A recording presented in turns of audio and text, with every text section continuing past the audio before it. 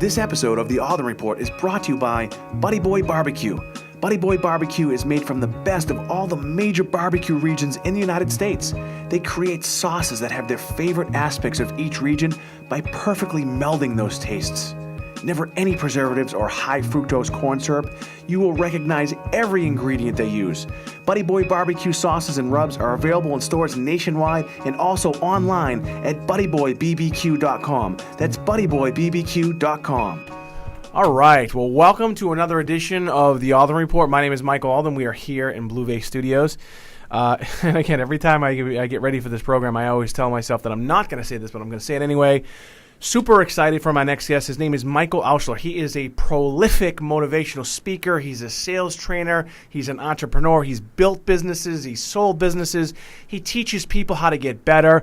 We met actually several months ago at a sales and marketing conference. He came up to me and we just kind of hit it off. And I figured, you know what, let's have him on here today because not only has he done it, but he's continuing to do it. I'm really, really happy to have him on here. Mike, thanks for being my guest. It's my pleasure, Mike. Good to be here. So, just so you know, I think you know how it works. We have the same set of questions that we give everybody. You got the list of questions? I did. And you think you can answer them? All right. You think you'll do a good job? I may need a do-over, but I think I got it. All right, perfect. There's no scoring system. Armando Montalongo, who was on here a couple weeks ago from Flip This House and Flip and Go Rich, asked if there's a scoring system. There is no scoring system, so there is no wrong answer. That's good to know. All right, first question. Your bio, again, you can go to your website, michaelaltshuler.com. Your bio is pretty amazing. You've done some amazing things. You've built companies. You've sold companies. You speak all over the world. How do you define success? Well, I think you define success as an end result. As Covey says in his book, 7 Habits, you start with the end in mind. So you keep asking and you drill down into the why. Why is this important and why do you want this? And that really gets you to a point of what do you want out of all this? What's the purpose of all this? And sure. Really, I think it comes down to success is defined as joy, peace, fulfillment, financial success. Really, those are kind of the end games that I think we're all looking for. Right. Yeah, no, I think that makes sense. And, it's interesting that you brought that up, too, because a lot of people, they shy away from talking about the financial aspect of success. And the reason why I asked that question is because in this day and age of the Facebooks and the Twitters and Instagrams and Snapchats and all these other things, you see these images of people that are they're creating these images of, quote, success by showing pictures of the watches, the houses, the Rolls Royces and everything. But the interesting thing I think you're getting at is the key. There is a key element of success that does involve financial security, right? It doesn't have to be millions of dollars, but it's security, right? Exactly. Yeah. All right. Exactly. And listen, there's people that have millions and millions of dollars that are miserable. Right. So really the question isn't the money or the material things. No one wants paper with dead presidents on it. It's what it buys you. It buys you the freedom to do other things that you love to do. Right. And freedom not to worry about things. Right. And that gives you peace. And and freedom and joy are ultimately the end game, I think, and I didn't mention, but it's also health has to be a critical element. You and I work out, Mike. We have that in common. And health is wealth. So if you don't have health, all those other things are kind of meaningless. So it really has to be health, financial freedom, and then that moves you towards a place of peace, happiness, contentment, etc. Makes a lot of sense. Mike, again, I talked a little bit about you in the beginning, and obviously you can learn more about Michael Altshuler at michaelaltshuler.com. You can just Google him. I did that. I actually Googled you earlier today, and you are the only guy that comes up. And but I loved a lot of your quotes. So that I texted him earlier on one of his quotes. But you've done a lot. My mom loves him too, Mike. Well, that's good. Again, you've done a lot in your career. What has been your most difficult professional obstacle? And the second part of that is, how did you overcome it? Because I think that a lot of people want to know that part. Yeah, a lot of people think that success is born out of just other successes. And really, as you and I both know, that it takes 10 years to build an overnight success. Right. In our businesses and an entrepreneur's world, it's really built on failure as the kind of the foundation of success. We fail more than we succeed. My greatest success, which led to, believe it or not, failures after that, is kind of rebounding. So my point is, I made millions in the copier business, sold my company to a multi-billion-dollar year company. Right. And after that, I started 2 next generation companies. Both didn't succeed, and I lost millions. Right. And I found that the greatest way to overcome failure is really just by persevering, getting up, brushing yourself off, and being resilient. In fact, there was just an absolutely amazing study, kind of the gentleman who did it, Marty Seligman, a clinical behavioral psychologist. And the study concluded, which I think was alarming to me and awakening, was that success is based on perseverance and resilience is twice as important to success as IQ and talent. Right. Twice as important, Right. which means 2/3 of success is getting up, brushing yourself off, and continuing to forge forward. So in my case, fortunately, talent and IQ was not a key ingredient. So I'm just forging forward and pressing on. If it was good looks, it would just be no problem for you.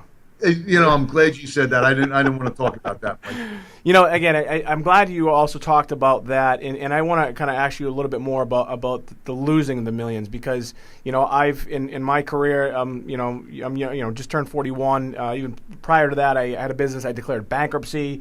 I've been broke. I've lost things. Tell me a little bit more about in that time when you had this great success. You sold your copier business. Obviously made a lot of money on that, and then you start this other thing, and then it doesn't work, and you're losing money. Tell us a little bit about really what's that like as a human being, not as the sales guy that you are, the motivational guy, but what is it really like? It beats you up. Right. We're all human, and our confidence level gets knocked down. We start questioning and doubting, are we really still good enough? Do we still have the stuff that it takes to be a big success? Right. And, everyone faces failure at different levels and different times for different lengths of time. And the longer it is that you're not succeeding, the more of an impact it takes on your self-image and your confidence. And because obviously that's what drives us forward, our ability to say we can do it, we will do it, and we're not going to stop until we do it. And so that really is, and even professional athletes, Mike, when you look at them, they are the highest level of commitment, focus, determination, mindset, muscle memory, mind memory.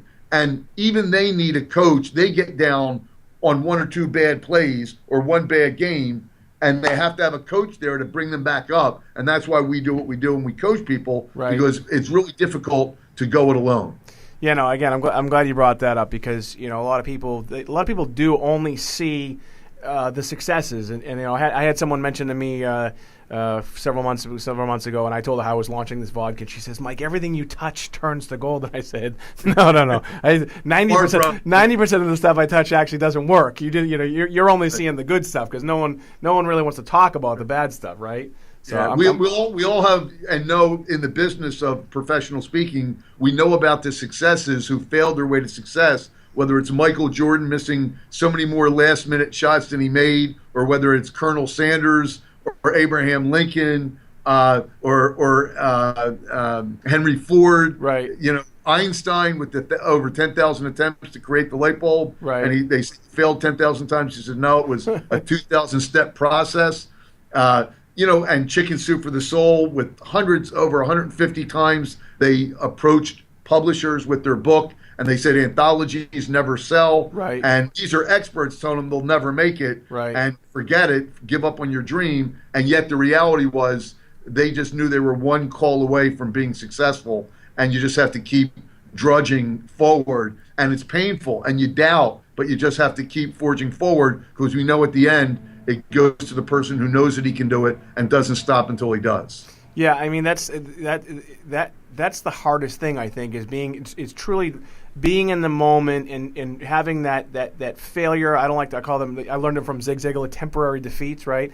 Suffering those temporary defeats, and really being able to tell yourself that, you know what, like you said, you're maybe one phone call away or one introduction away from that success. I think Napoleon Hill has a quote that says something like, most men are, 1 foot over the edge of failure, or something like that. it's something that I think a lot of people, I'm glad you brought it up. I think a lot of people need to understand that truly in order to be successful in whatever it is, you are going to suffer those temporary defeats, right?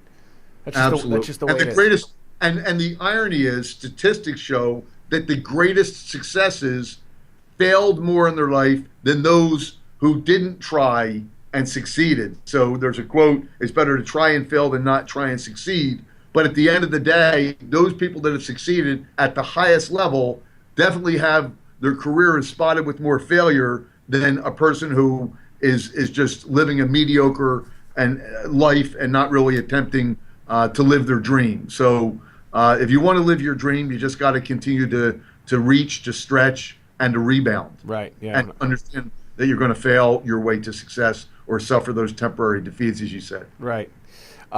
So I think you and I talked yesterday a little bit, and I didn't want your answer because I wanted it spontaneously here today. So, and I think I know what you're going to say, but I'm going to ask it anyway.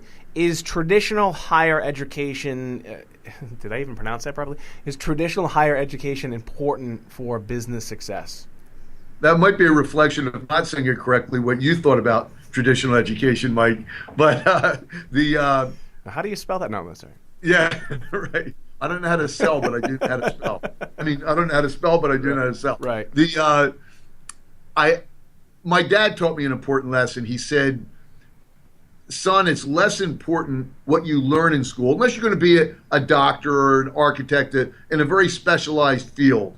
But," he said, "it's less important what you learn and more important what you learn about how to learn," meaning the studying, the right. work that's done behind the work and the results.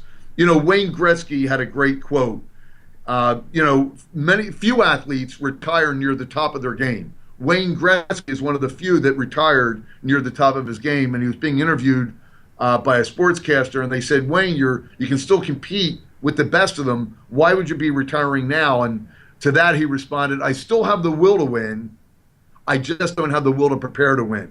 Right. And it's in the preparation that you have to give your all when there's not a win at the end of that, but knowing that will create the win. That's the tough part. Right. And that's the lesson my dad taught me kind of about education. When you learn the disciplines of studying, about preparation, of the hard work you have to do to get the grade, which is the result, that's the process. That's the habit you're developing. And that habit will translate itself into success later on in life. So the short answer is, I believe education is important for that reason. Right. But I think that entrepreneurs, we should change the educational system to teach more about mindsets, belief systems, commitment, how to overcome failure, because ultimately and infinitely they're going to be more important to success and well-being in life than the formal education if you're not going to have a specific profession.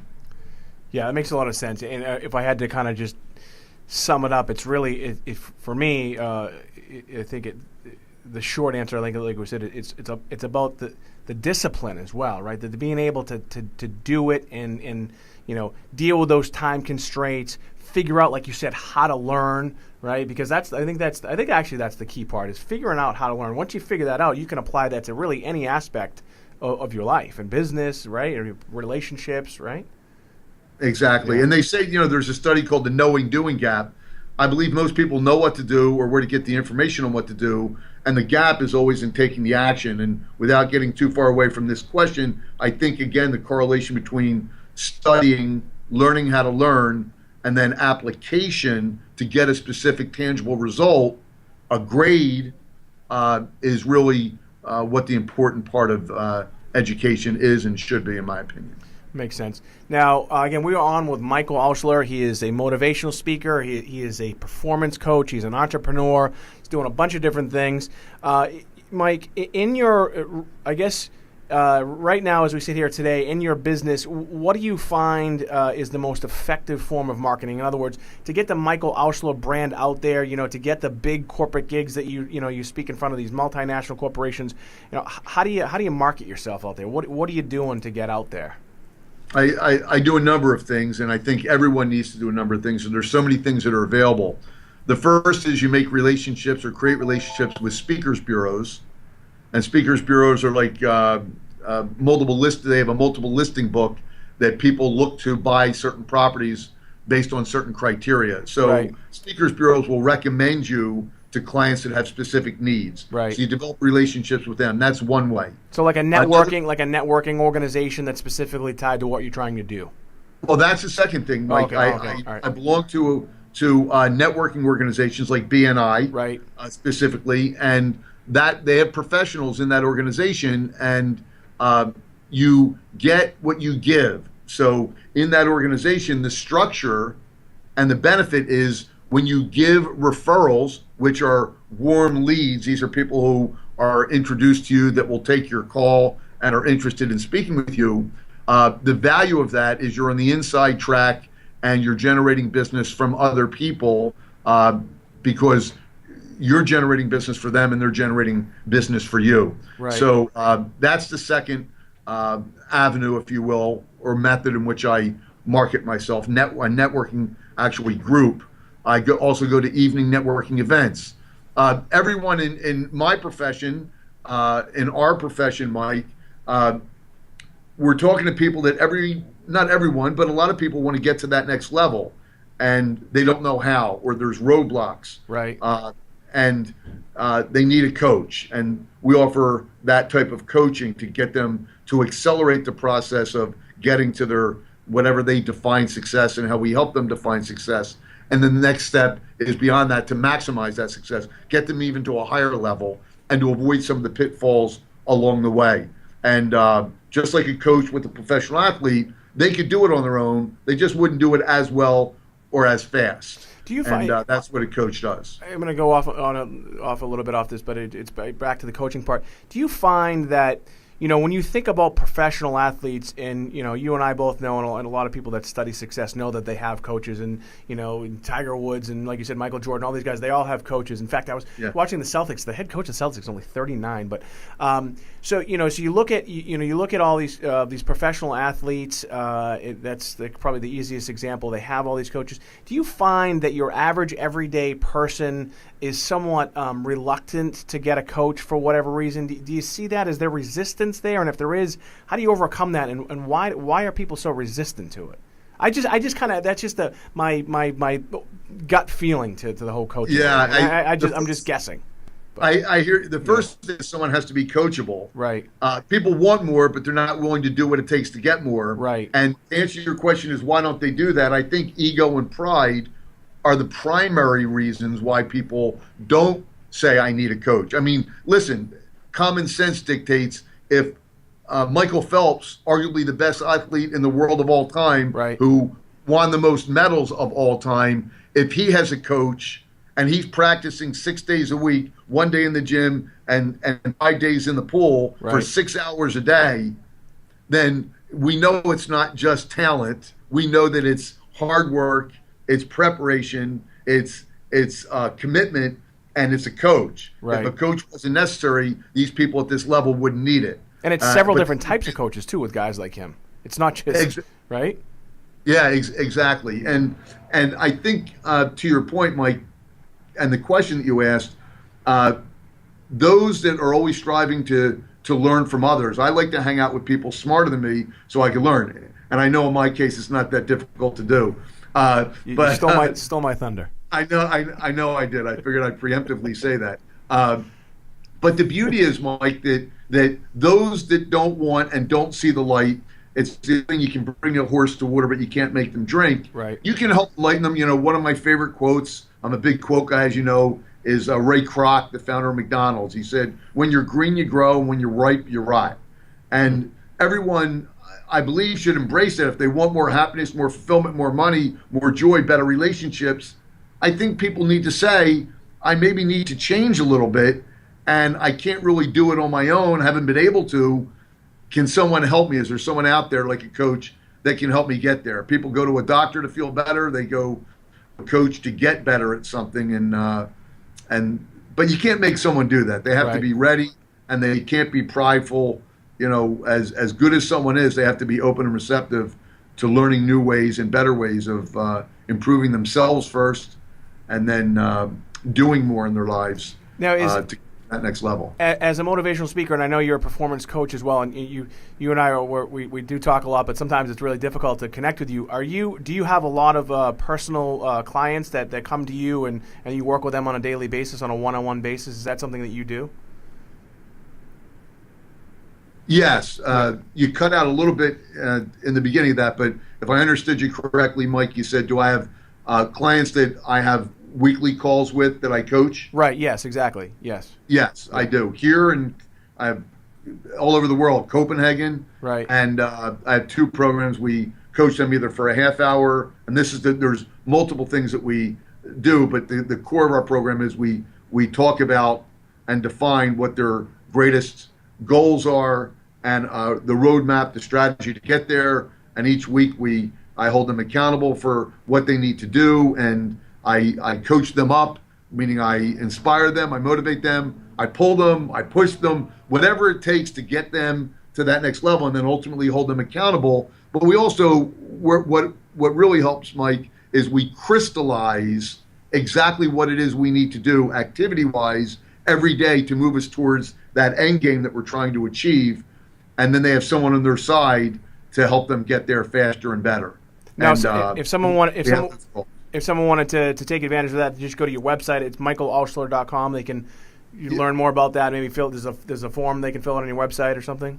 Yes, there is, and my last name is spelled A-L-T as in Tom, S-H-U-L as in Larry, E as in Edward, R. So michaelaltshuler.com, michaelaltshuler.com. And the coaching programs are right on there. The information on coaching, and they can feel free to call me, and I'll be happy to talk to them directly as well. I offer a 30-minute free coaching session. So even in that coaching session, if we determine afterwards that maybe it's not a right fit, you'll get some golden morsels that you can immediately apply that are actionable, that I promise you will change your perspective and perhaps even change your life just from that 30 minutes. I like that. That's an offer that someone can't refuse. So if you're looking for more information about Michael Altshuler, again, you can go to his website. It's michaelaltshuler.com. You can Google him. He's out there. He's been doing it for a long time. We're talking with him about success. We're talking with him about how to overcome adversity. We're talking with him really about how to get better. And what I like about having guys like Michael Altshuler, and again, we met several months ago at a conference ourselves, is he's the type of guy that's actually done it and he's doing it. I don't like having these guys on that like talk about theory. I like guys like Michael that's actually done it. He's experienced extreme success, as well as he's also had some difficulties, and he's overcome them, and he's out there and he's changing people's lives. So I'm really happy to have you here again. If you want more information about it, you can just Google Michael Altshuler. You can also find him on his website. Next question, I think I got to know the answer to this because we know each other pretty well so far. Within this world of entrepreneurship, I know that you travel and you're speaking and you're doing all these things and you have a family. What do you do outside of the business life or the office, so to speak, to handle stress? Yeah, we do have that in common. We talked about it earlier, Mike. Right. I love to work out. I love the beach. I live literally 5 minutes from the beach, on the beach. Just cross over the highway there, and we're on the Intercoastal Beach. We're fortunate and blessed to be here in a beautiful part of the country in Florida. Sorry, Mike, where are you at? We're in Boston. It's beautiful up here today, right now, actually. Yeah, it's 80 degrees here, Mike. But so it's, and you're welcome anytime, of course. Right. So it's a great place to really get one with nature, recognize how beautiful the world is around us, and especially where we live down here. And it's just very relaxing to be at the beach and walk along the beach with my amazing wife, Emmy. And the workout is stress relieving and also has the therapeutic, the health benefits. And I can hopefully continue to look good for my wife. And also, deep breathing. Yeah. And that's another thing I do. But basically, and I love to serve. I love really helping people in need. That, as much as I give, that really charges my battery. I love to help people in need and make an impact on their lives, those less fortunate than ourselves. And that really is something that releases my stress, because when you give that to them, it's just you're feeling the really the love of God in serving others.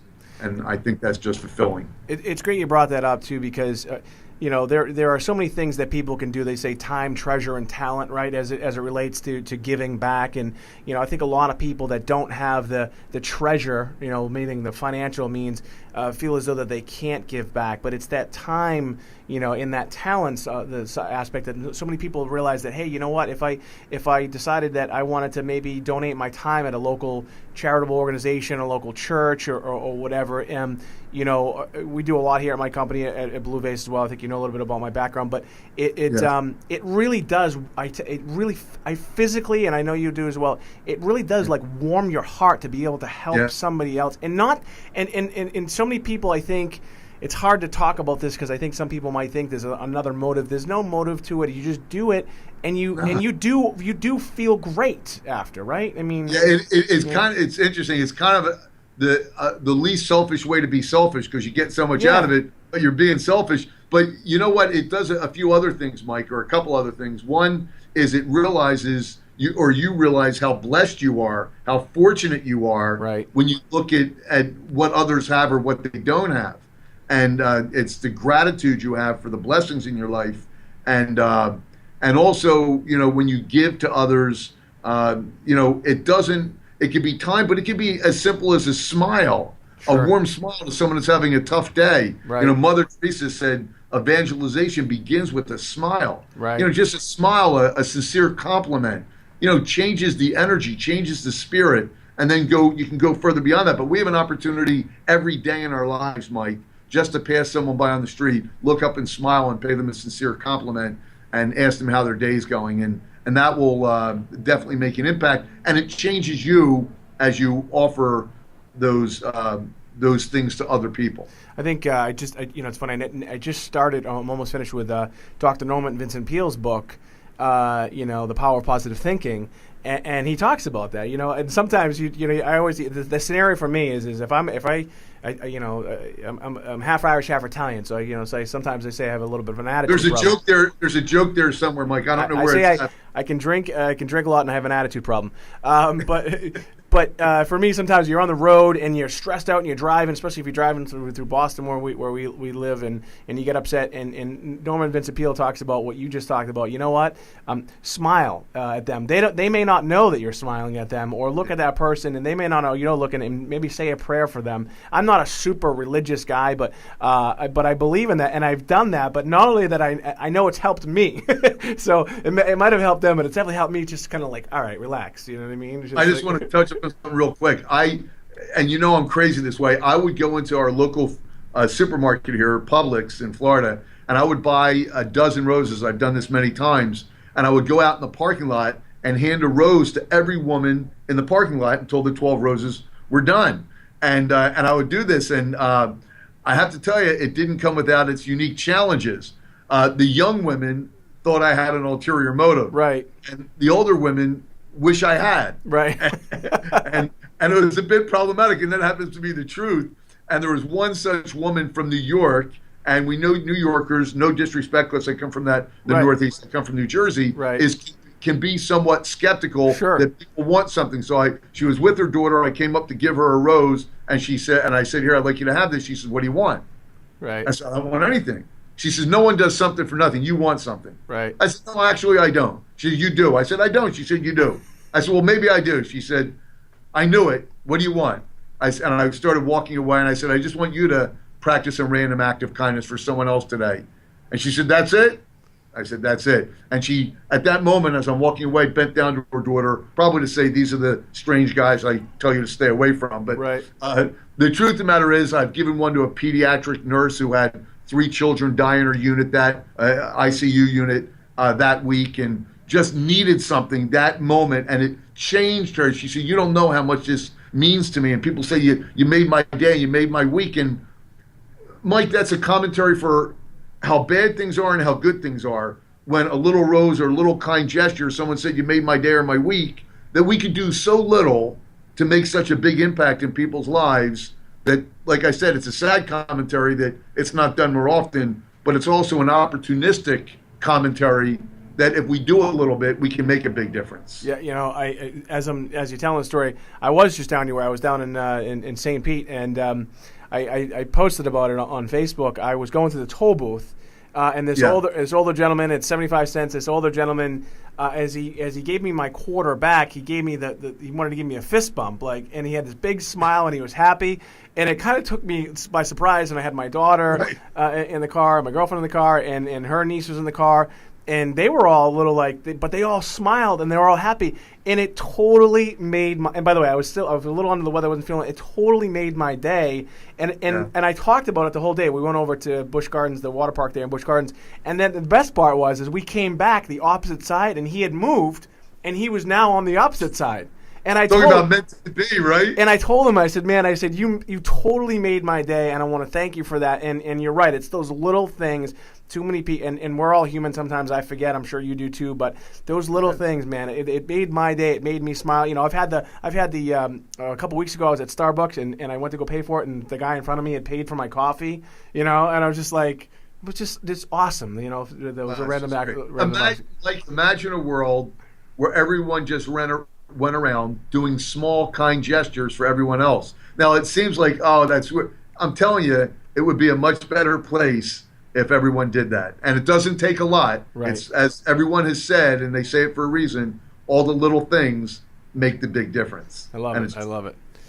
So next, we're I don't know what the time is on here, but hopefully you can stay with us for the whole thing. Next one is kind of a fill in the blank. It's a sentence. So if my company lacks blank, then we will not succeed. Or if I lack blank, then I will not be successful.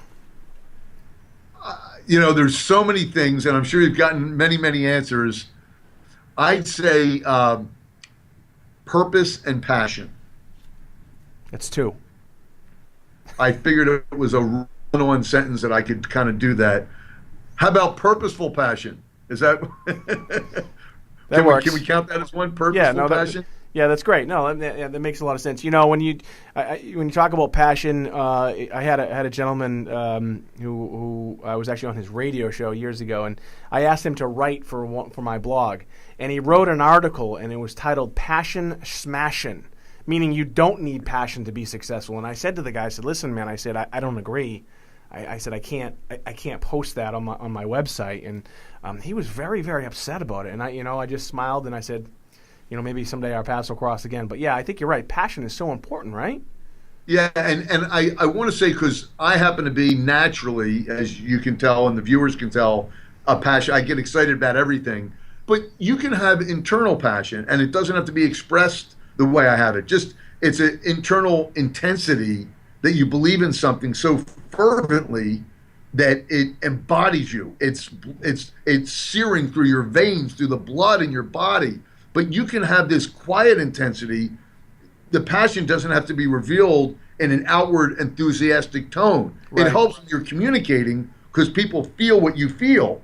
But if you talk and you have it, there's going to be a look in your eye and a precision and a tone in your voice that will convey that you are passionate and believe in what you are and what you're talking about and what it could do for someone else. Yeah. So passion really reveals itself in many ways, but I think when you look at it, it's really about just believing fervently with all your body, your soul, in what you're about, who you are and what you're about to embark on or what you're involved with. And I think it will naturally come out in different ways from different types of personalities. But as long as you have that passion inside, it will reveal itself with whatever your personality is. It makes a lot of sense. Mike, a lot of young people listen to and download the podcast and, go to my website and things like this. I just had someone on yesterday, actually a 20-year-old from the University of Missouri. He's in the Y generation, the millennials. So a lot of people do listen to this. What advice would you give young people in the workforce and how to grow? Whether they're actually working, they're trying to get a job, but maybe they're an entrepreneur. Again, you've given us some great advice already, but what advice would you give young people on how to grow? It's been said, a lot of people are saying, and I'm certainly not one to jump on this bandwagon, but it's said a lot that a lot of the younger generation, the Y, the X generation, are, how can I say this? They're entitled. They have a sense of entitlement. Yes, absolutely. Yeah, absolutely. Right. And what I like to peel back the onion on things, Mike, and I say, well, what does that really mean? Well, it means expecting when you're not doing. And I really, if I were going to give them, and this is advice not only for them, Mike, but I think it's universal for all of us. Sure. For happiness in our relationships, for happiness in business, and success in business, and success in our relationships, is do more than what is expected of you. Yep. So in order to do more than what's expected, you have to know what's expected. And that's really key. You know, a good friend and colleague of mine wrote a book. You know, we go by what's called the golden rule, and that's really an outdated model. The golden rule is do unto others as you expect done unto yourself. Napoleon Hill. Well, Tony Alessandro wrote a book called The Platinum Rule. And the Platinum Rule is a paradigm shift. It's a new way of thinking. It's you don't do unto others as you want done unto yourself. You do unto others as they expect and want done unto themselves. Meaning, give people what they want. Treat them the way they want to be treated. Not the way you want to be treated, because how I want to be treated may be very different than how you want to be treated. Right. So that goes back to expectations and the advice that I would say to young people, and really all folks that really want richer lives, more successful lives, is do more than's expected of you. And what that will do, know what's expected, the person that you're dealing with, know what their expectations are, and then exceed them. Do the work to exceed them. And that can do nothing but deliver value and results back to you. Yeah, I agree 100%. And it's, you know, it's definitely gotten me to where I am today, and a lot of people that work for me that have kind of climbed the ladder at Blue Vase here have done the same thing. So I think that's very, very sound advice. Do more than was expected of you, and also the other thing, and I think you touched on it, is do it with no expectation of getting additional compensation for it. I think too many people, and I will say the Y generation, look to, okay, well, I'm going to do more than what my job title says, but how much are you going to pay me? And that's just the wrong way to look at it. You know, at some point the money will come, but you can't. Absolutely. You can't do more than what is expected of you and expect to be compensated right then and there, because it's just it doesn't happen. In fact, I threw a guy out of my office once who I asked him to do something, and he said, well, how much are you going to pay me? And I literally said, I didn't fire him though. I said, you know what, go home for the day. Go home for the day, come back. You know. Right. Think about that for a second. He's not here. You're right. If you do it, the law of the universe, if you continue to deliver more value than is expected of you, knowing what that value is to the person you're delivering it to, eventually they're going to recognize, in not too long a period of time, what that is worth to them, right? And you'll be compensated for that. Absolutely. You know, Mike, a couple more questions left. Can you, Sure. You know, and it's really kind of related to what we're talking about is you know, you see a lot of people out there, and you hear the term, you know, they confuse activity with accomplishment.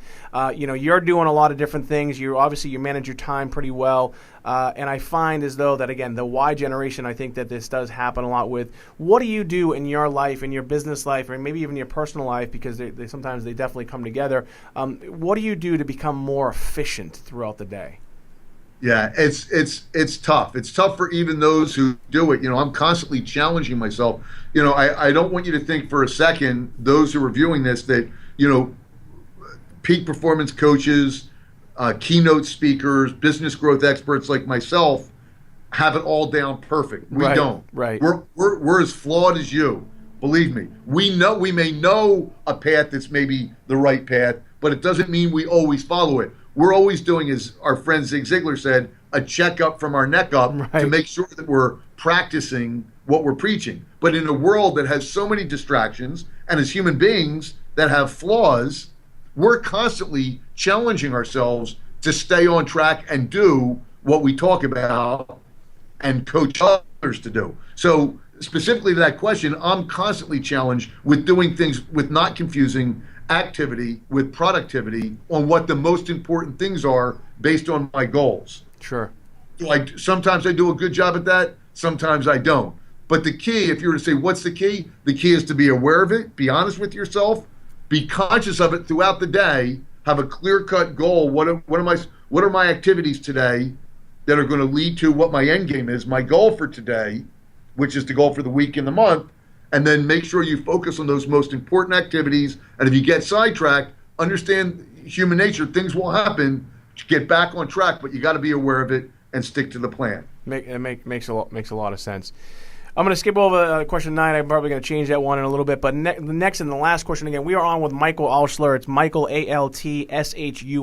He is a motivational speaker. He's a peak performance coach. He's an entrepreneur. He's built businesses. He's sold businesses. And he's all around. He's actually a pretty good guy, too. So I like him. We met a couple months ago. So if you'd like more information about Michael Altshuler, again, you can just Google him. You can go to his website. If you're looking to get better in whatever it is, he just said, I don't know if for those of you that might have just tuned in or maybe just started listening now, he offers 30 minutes absolutely free to maybe sit down and talk with him. It's probably on the phone or what have you, or maybe via Skype like we are right now, and try to evaluate, maybe what's going on in your life and how he can help. It's 30 minutes. It's free. The guy gets paid tens of thousands of dollars to speak to multinational corporations. I'd kind of take him up on it.